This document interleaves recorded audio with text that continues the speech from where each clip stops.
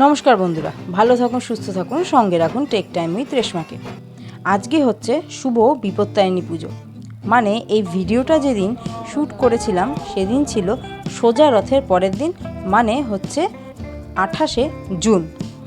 তো চলুন আজকে বিপত্তারিণী পুজো নিয়ে আপনাদের কিন্তু অনেক অজানা তথ্য শেয়ার করব। তাহলে ব্লগটাকে শুরু করি। আর ব্লগটা শুরু করার আগে আমি হলাম রেশমা, আপনারা দেখছেন আমার channel tech time with Reshma. সকাল 5:30টার সময় উঠে এই ফুল টুলগুলো সমস্ত তুলে রেডি হয়ে পড়েছিলাম। আর গাছে আজকে ফুটেও ছিল অনেক ফুল, কিন্তু ওই যে এমন বৃষ্টি নামলো যে বেরোতেই পাচ্ছি না। শেষ পর্যন্ত 5:30 থেকে 6টা অবধি দাঁড়িয়ে থেকে শেষমেশ একটা টোটো পেলাম মন্দিরে যাওয়ার জন্য। কারণ সকাল সকাল যাওয়ার একটাই উদ্দেশ্য, প্রচণ্ড ভিড় হয় আর মোটামুটি সবাই টার্গেট নেয়ও এই সোজা রথের পরেই যে বিপত্তারিণী পুজোটার প্রথম দিন পড়ছে সেদিনটায় পুজোটা নেওয়া।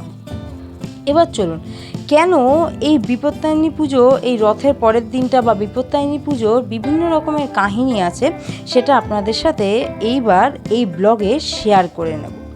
আগে চলুন মন্দিরে পৌঁছাই।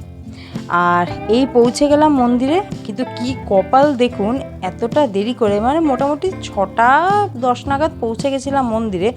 ভিড়টা একদমই কম ছিল, লাইনটা দিতে হয়নি। কেন কি, ওই যে বৃষ্টির জন্য তখনও কেউ এসে পৌঁছায়নি, সবে শুরু হয়েছিল পুজো।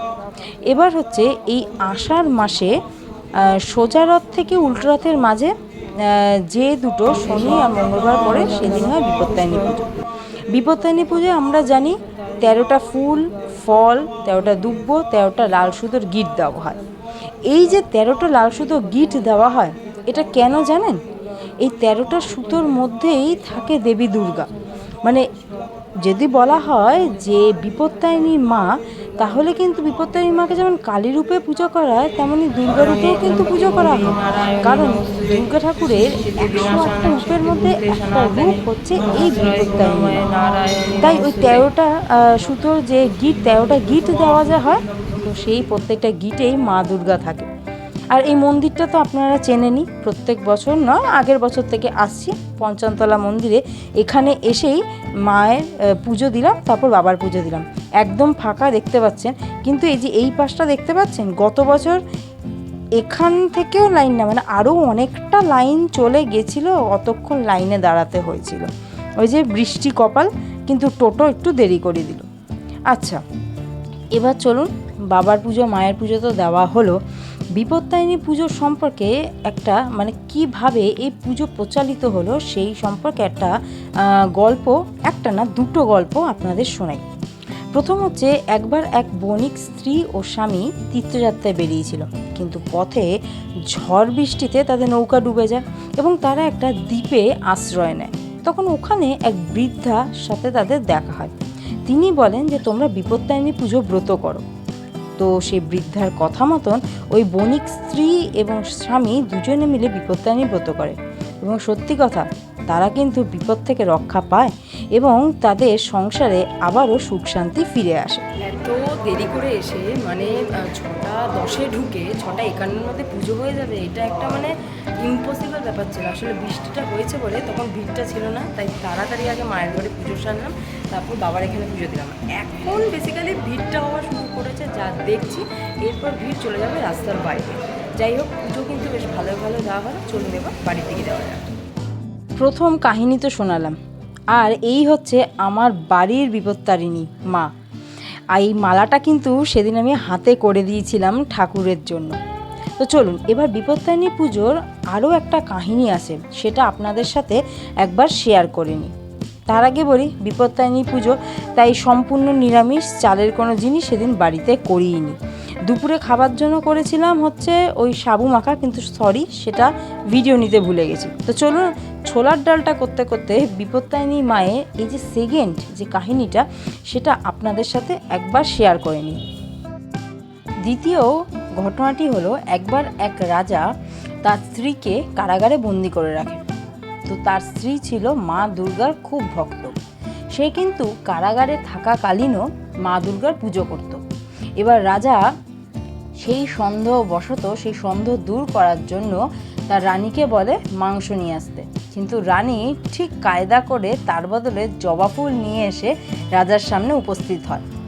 এর থেকেও কিন্তু বিপত্তারিণী পুজোর একটা কাহিনী বা বিপত্তারিণী পুজোর যে প্রচলন সেটা কিন্তু শুরু হয়। কারণ মা বিপত্তারিণী শেষ পর্যন্ত কিন্তু তাকে কারাগারে বন্দিদশা থেকে মুক্ত করেছিল। তাহলে এই দুটো ছিল হচ্ছে বিপত্তারিণী পুজোর কাহিনী। আরও অনেক হয়তো ঘটনা আছে। চলুন, এখন হচ্ছে সন্ধ্যাবেলা, আর আমাদের এখানে একটা বাড়িতে এখানে কিন্তু দুর্গা রূপে মানে সিংহবাহিনী রূপে মা বিপত্তারিণীর পুজো হয়। আর এক কথায় যেটা বলবো, দুর্দান্ত আরতি হয়। তো আরতির খুব সামান্য কিছু ক্লিপিংস এই ব্লগটার মধ্যে থাকলো। প্রমিস করছি আর কিছুদিনের মধ্যে পুরো আরতির সম্পূর্ণ আরতির এই ভিডিওটা আপনাদের সামনে আমার চ্যানেল টেক টাইম উইথ রেশমাতে হাজির করব। তাহলে চলুন আপাতত দেখে নিই এই আরতির অল্প অল্প কিছু ক্লিপিংসগুলো।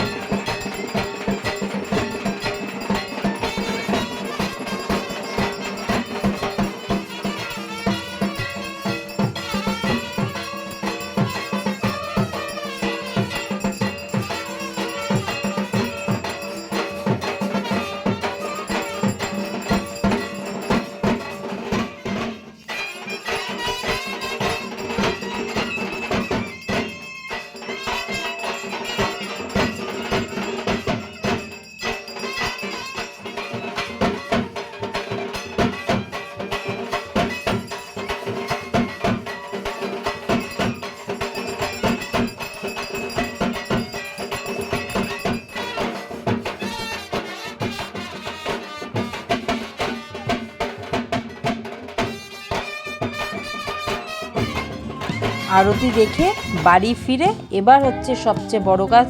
যেহেতু মা উপোস করেছে তাই তাকে 13টা লুচি খেতে হবে। আর প্রত্যেকবার ওই যে বলি একটাই কমপ্লেন থাকে, লুচিগুলো খুব বড় বড় হয়ে যায়। আসলে সত্যি 13টা লুচি ওইভাবে খাওয়াটা খুবই কষ্টকর, কিন্তু যেটা নিয়ম। কিন্তু এই বছর ফাইনালি কমপ্লিমেন্ট পেলাম, ডান, একদম পারফেক্ট হয়েছে। আর তাহলে ছিল এই 13টা লুচি আর ছোলার ডাল। তাহলে চলুন আপাতত আমিও লুচিটা দিয়ে আজ এই ডিনারটাকে কমপ্লিট করি। আর এই ব্লগটা আপনাদের কেমন লাগলো সেটা কিন্তু অবশ্যই কমেন্টস বক্সে জানাতে ভুলবেন না। আর ভালো লাগলে লাইক, শেয়ার আর হ্যাঁ, চ্যানেলটাকে সাবস্ক্রাইব করে দেবেন। ভালো থাকবেন, সুস্থ থাকবেন।